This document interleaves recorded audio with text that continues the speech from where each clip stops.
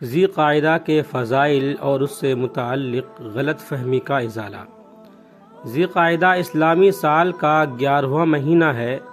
اس کو ذی قاعدہ کہنے کی وجہ یہ ہے کہ زمانہ جاہلیت میں لوگ اس مہینے کی عظمت کی وجہ سے جنگ سے رک جاتے تھے اور بیٹھ جاتے تھے، حتیٰ کہ باپ بیٹے کے قاتل کو بھی اس مہینے میں کچھ نہیں کہا جاتا تھا۔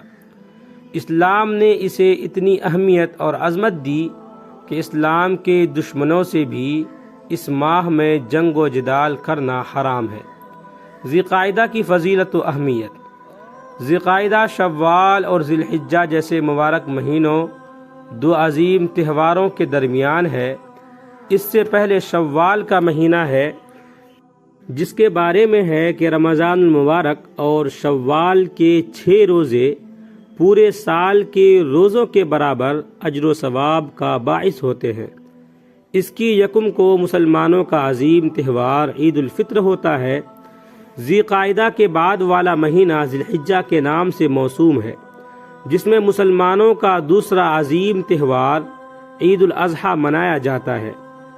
اسی مہینے میں دین اسلام کا اہم رکن حج بیت اللہ بھی کیا جاتا ہے، جس میں پوری دنیا سے لوگ شرکت کرتے ہیں اور حج جیسے عظیم فریضے کو سر انجام دیتے ہیں۔ ذی قاعدہ کو یہ شرف بھی حاصل ہے کہ یہ عظمت والے 4 مہینوں میں سے ایک ہے۔ یہ مہینے اسلام سے قبل دوسرے مذاہب میں بھی اسی اہمیت اور خصوصیت کے حامل تھے، یہاں تک مشرکین مکہ بھی اشہر حرم کی فضیلت کے قائل تھے۔ قرآن پاک میں بھی ان مہینوں کا ذکر آتا ہے۔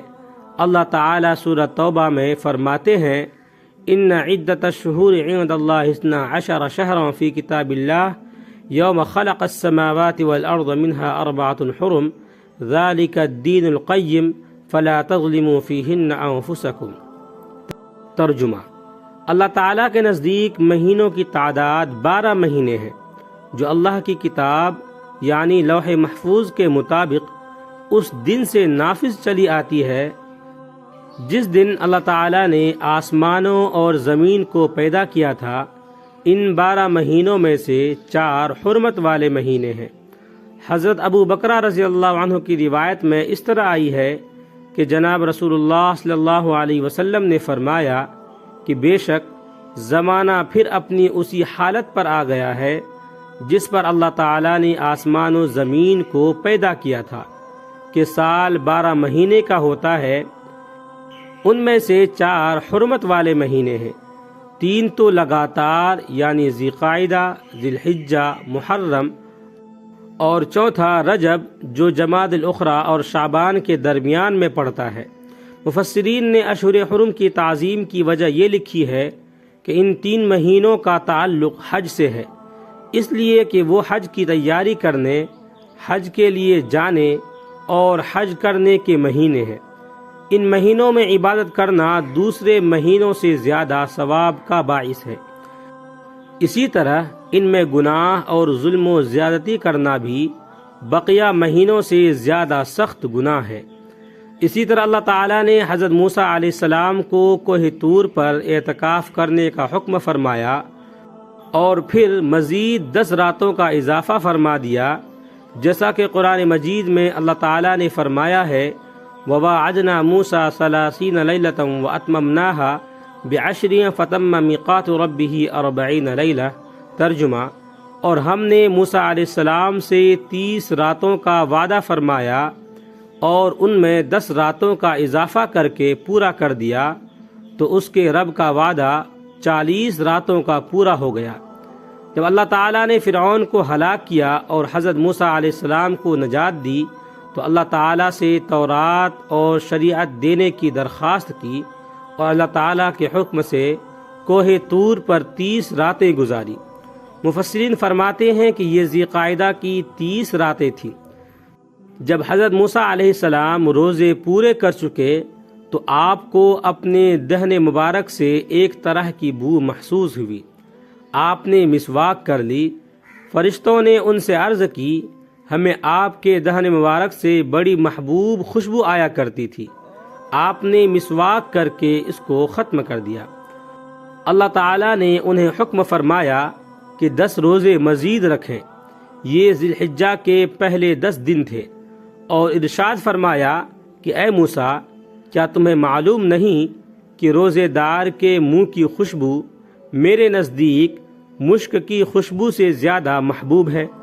اسی طرح ذی القعدہ کو یہ شرف بھی حاصل ہے کہ یہ حج کا دوسرا مہینہ ہے، جیسا کہ حدیث میں آتا ہے کہ حج کے مہینے شوال، ذی القعدہ اور ذی الحجہ ہے، اور آپ صلی اللہ علیہ وسلم نے اپنی زندگی میں 3 عمرے ذی القعدہ میں کیے۔ اس مہینے میں عمرے کرنے کی وجہ یہ تھی تاکہ لوگ اس مہینے کی عظمت و فضیلت سے واقف ہو جائیں، اور اہل جاہلیت کی مخالفت بھی ہو کہ وہ اس مہینے میں عمرہ کرنے کو بڑا گناہ سمجھتے تھے۔ لہٰذا آپ صلی اللہ علیہ وسلم نے پے در پے اس مہینے میں عمرے ادا فرمائے کہ لوگ اس کے جواز کو اچھی طرح سمجھ لیں اور ان کے ذہنوں سے زمانہ جاہلیت کے اثرات پوری طرح ختم ہو جائیں۔ غلط فہمی کا ازالہ۔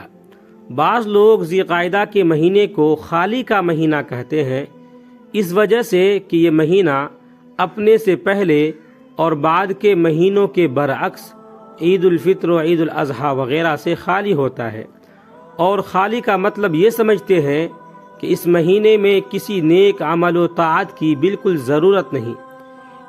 یہ خیال بالکل غلط، فاسد اور سراسر لا علمی پر مبنی ہے، اس سے بچنا چاہیے۔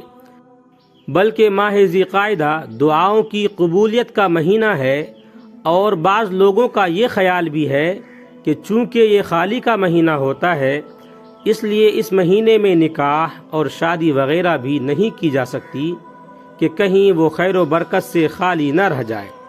چنانچہ اکثر دیکھنے میں آیا ہے کہ لوگ ماہ شوال میں جلدی جلدی شادیاں کر کے فارغ ہو جاتے ہیں تاکہ کہیں ذی القعدہ کا مہینہ شروع نہ ہو جائے، حالانکہ ذی القعدہ میں آپ صلی اللہ علیہ وسلم نے امہات المؤمنین حضرت زینب رضی اللہ عنہا سے نکاح کیا، اور اسی مہینے میں آپ صلی اللہ علیہ وسلم نے آخری نکاح حضرت میمونہ رضی اللہ عنہا سے مقام شرف میں کیا۔ اللہ تعالی ہمیں اس مہینے کی قدردانی نصیب فرمائے، آمین۔ ویڈیو اچھا لگے تو لائک کریں، کمنٹ کریں، شیئر کریں، اور اس طرح کے مزید ویڈیوز کے لیے چینل کو سبسکرائب ضرور کریں۔ آپ تمام ساتھیوں کا بہت بہت شکریہ ہوگا۔